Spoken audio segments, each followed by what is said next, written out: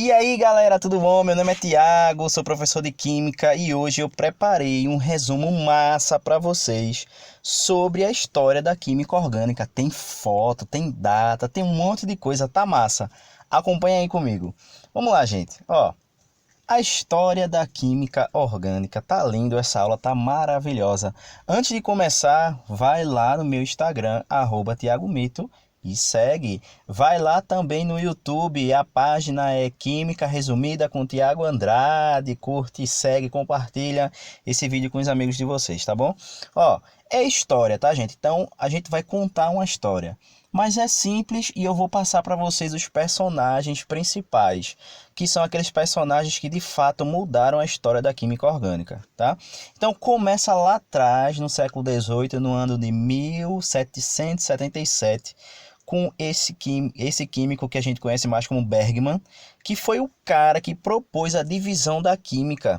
A partir dele, a química orgânica começou a ser chamada da química do ser vivo, e a química inorgânica foi a química dos minerais. Então, a partir desse químico, Bergman, você vai ver muito esse nome em questão de história da química orgânica. A partir desse químico, a história da química ela foi dividida, ela foi quebrada no meio, houve uma cisão. Tá? E essa cisão fez com que a química orgânica passasse a ser aquela química do ser vivo. Tudo que é formado de um ser vivo é orgânico. E tudo que é formado de um ser mineral é inorgânico. Ou a inorgânica vai estudar a parte mineral. Tá certo? Então, ele foi muito importante na história porque ele deu esta grande divisão. Depois dele veio outro químico que é muito famoso também, que a gente conhece mais como Berzelius.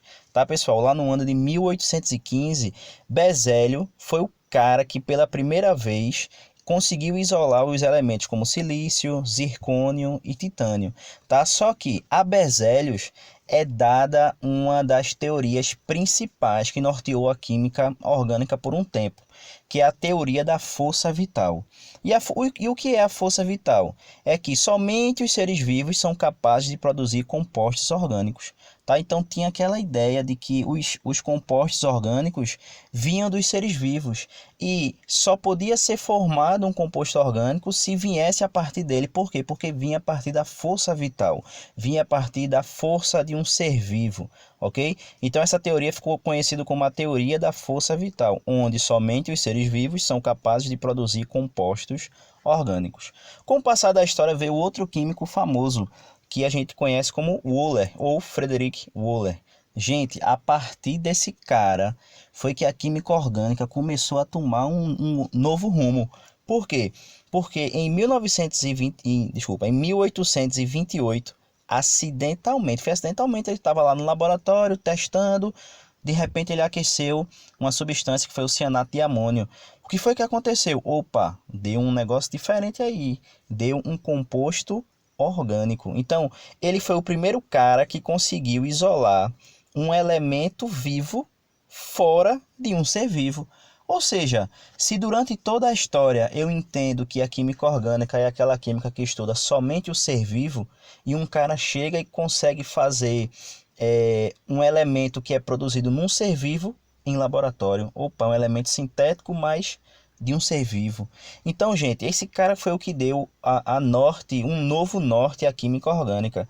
Então, o que foi que ele fez? Ele pegou o cianato de amônio, aqueceu o cianato de amônio e conseguiu sintetizar, ou seja, produzir o primeiro composto orgânico fora de um ser vivo, que foi o xixi, ou seja, a ureia, ok? Só que a ureia ela é presente tanto no xixi quanto no sangue, tá certo?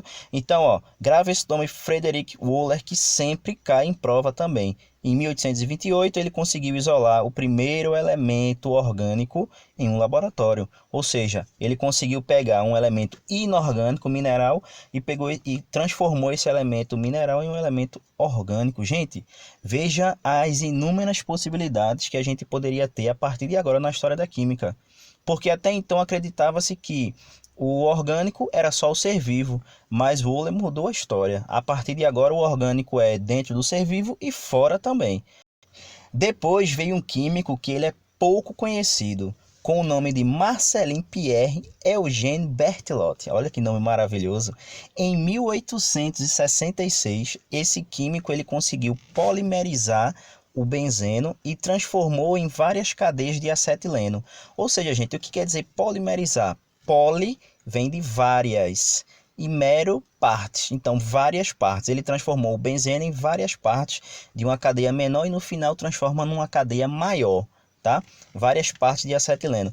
Quando ele conseguiu polimerizar o benzeno fora de um corpo vivo, de novo, ele conseguiu derrubar, mais uma vez, na verdade, ele conseguiu derrubar a teoria da força vital, porque ele fez também um laboratório, tá certo?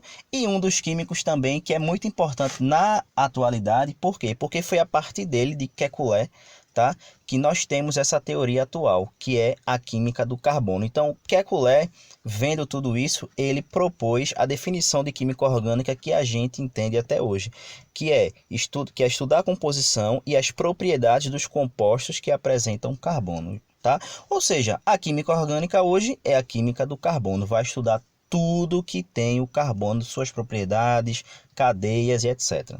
Tá, gente? Então, ó, só para a gente entender é o seguinte: a química orgânica, na atualidade, é a química que estuda o carbono.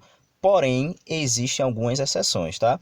Tem outras exceções, mas eu trouxe as principais, aquelas que sempre estão aparecendo no vestibular para vocês. Então, a química orgânica estuda todos os compostos de carbono, com exceção do carbono grafite, carbono diamante, monóxido de carbono, dióxido de carbono, ácido cianídrico, ácido carbônico, tá? E o carbonato de sódio, tá certo? Essas são as exceções, tá certo? Ó, só como curiosidade, só para que vocês possam ter uma noção da história, em 1880 conhecia-se apenas 12.000 compostos orgânicos.